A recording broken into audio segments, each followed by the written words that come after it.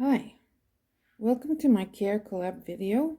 I'm doing this in conjunction with Gabriel Carson, who's in Canada, out west, and with Todd of Todd's Tropicals in Florida. And we all have the same orchid, or at least the same species, and they're all at different stages of development. So I'm showing you mine now while it's still in bloom. This is Vanda lamellata, and mine is a cross between two varieties, Boxellii and Remediosii. I'll show you the tag. And this is from Kalapana Orchids, but I bought it from another vendor. And I've had it for at least, well, I guess almost 4 years now. And this is the first time it's bloomed for me. I would say that this plant was off to a very slow start.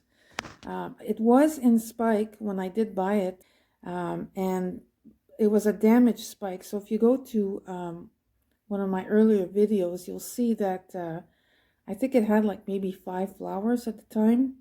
And I remember them being scented at the time. So, but it took a long time to establish the roots on this one. But at the time I was doing a different culture on this plant. I had it bare root in a vase, and I was soaking it over the weekend and then leaving it dry during the week. It did initially grow some roots that way, but for some strange reason it never really took off. And mine really just took off once I decided to pot it, and now it has these really amazing roots. It's planted in bark, large pieces of bark, and there's some lava rock on the bottom of this pot. And since I don't have a humidifier in my home, I just top them off with a little bit of sphagnum moss. And I try to keep this plant moist. Maybe a little wetter in the summer because of my southwest window. In the winter time, this plant is not that active. However, this fall, I did notice that this part here almost was swelling here.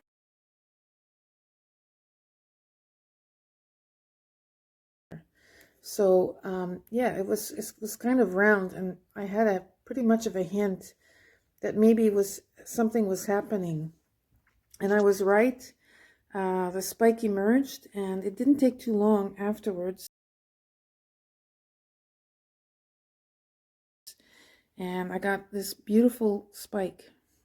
Now the flowers are not fragrant, but they do take on the best characteristics from both of the varieties.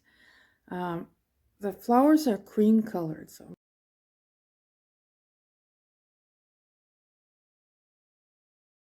there's a little bit of brown and there's a bit of a pink lip, if you will. And this plant has been in bloom now for almost 2 months. So the flowers are very long-lived. Anyways, my suggestion, anyone trying to grow this plant does not require the extreme light conditions of the larger Vandas. So it seems happy in dappled sunlight in the summer. I think that they will tolerate intermediate conditions, as in my home, but they probably thrive more in warmer conditions.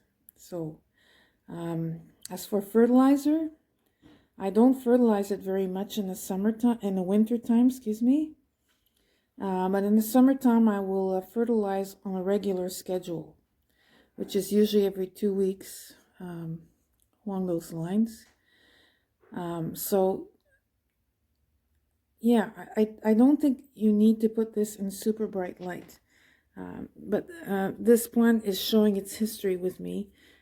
I mean, it's had its scars being here for 4 years. It's had a little bit of damage here from a light that actually burnt its leaves, but it's a real trooper. And even with a spike, I noticed recently that it is growing a new leaf.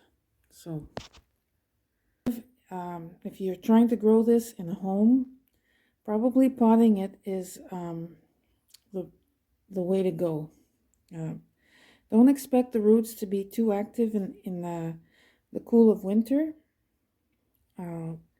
But once it starts to warm up in the springtime and the days get longer, the plant will wake up and you'll start seeing active root tips and faster leaf growth. So that's my Care Collab video. I'd like to thank Gabriel, Carson, and Todd for mentioning me and being part of this collaboration. I really appreciate it. And please do visit their channels. They have amazing collections, very different than mine. And so thank you for watching, and I hope you've enjoyed this video.